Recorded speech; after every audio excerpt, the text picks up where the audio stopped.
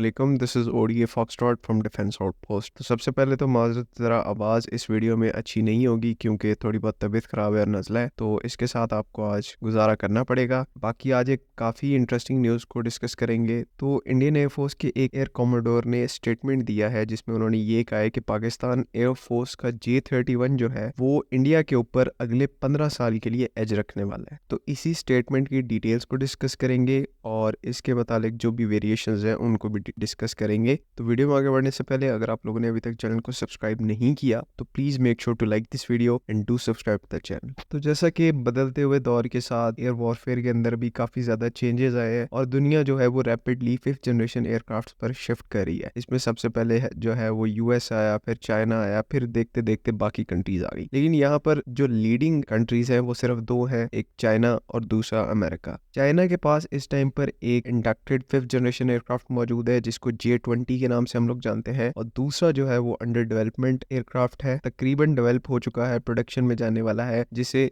J-31 या फिर J-35 कहा जाता है। तो पाकिस्तान एयरफोर्स लीडरशिप ने पिछले साल ही रिवील किया था कि हम लोग J-31 एक्वायर करने वाले हैं, और रिपोर्टेडली पाकिस्तान के काफ़ी मीडिया हाउसेस की तरफ से इस चीज़ को रिपोर्ट किया गया है कि पाकिस्तान एयरफोर्स के जो पायलट्स हैं वो अभी J-31 को टेस्ट कर रहे हैं चाइना के अंदर। तो इस न्यूज़ का जो सबसे हैवी इम्पैक्ट है वो इंडियन एयरफोर्स के ऊपर पड़ा, क्योंकि इस टाइम पर एक तो इंडियन एयरफोर्स कॉर्डन स्ट्रेंथ को मेंटेन नहीं कर पा रही, और दूसरा कैपेबिलिटी में अगर पाकिस्तान J-31 को टाइमली इंडक्ट कर लेता है, जो कि पॉसिबिलिटी है, तो इंडियन एयरफोर्स कैपेबिलिटी में भी पाकिस्तान एयरफोर्स से पीछे रह जाएगी। अब ये एक बहुत बड़ी ह्यूमिलिएशन है कि आप एक उस एयरफोर्स से पीछे रह जाए जिसका जो बजट है आपसे वो 10 टाइम्स स्मॉलर है। और ऑब्वियसली इन सब सिनेरियोस के बाद जो इंडियन पब्लिक का जो प्रेशर है इनके ऊपर बहुत ज़्यादा अमाउंट होगा कि आप लोग कर क्या रहे हैं इतने सारे बजट के साथ। और इस सब के दौरान जो है वो इंडियन एयरफोर्स की एक ऑफिशियल जो है वो स्टेटमेंट देते हैं कि अगले 15 साल तक पाकिस्तान एयरफोर्स एज रखने वाली है इंडियन एयरफोर्स पर। तो इस बेसिकली स्टेटमेंट का मतलब ये है कि इंडियन एयरफोर्स अगले 14-15 साल तक कोई 5th जनरेशन एयरक्राफ्ट अक्वायर नहीं कर सकती उनके अपने एयर कॉमोडोर के मुताबिक। इसमें जो है वो थोड़ी सी चीज़ें डिफरेंट है, उनको हम आगे चल के डिस्कस करेंगे, लेकिन यहाँ पर उनके एयरफोर्स ऑफिशियल इस चीज को हिंट कर रहे हैं कि ना ही हमारा indigenous 5th generation project M का है वो नियर कंप्लीशन है, और ना ही हम कहीं बाहर से 5th जनरेशन एयरक्राफ्ट्स को अक्वायर कर पा रहे हैं। पहले इन्होंने अमेरिका को कांटेक्ट किया था, लेकिन उन्होंने सिक्योरिटी रीजंस के चलते F-35 को इंडिया को ऑफर नहीं किया। अब उसके बाद रशिया ने इनको Su-57 ऑफर किया है, लेकिन इंडिया उसको इग्नोर कर रहा है क्योंकि उसके ऊपर काफी ज्यादा मिसकंसेप्शन है कि वो आया 5th जनरेशन एयरक्राफ्ट है भी या नहीं। कैपेबिलिटी वाइज चाइनीज और वेस्टर्न 5th जनरेशन एयरक्राफ्ट से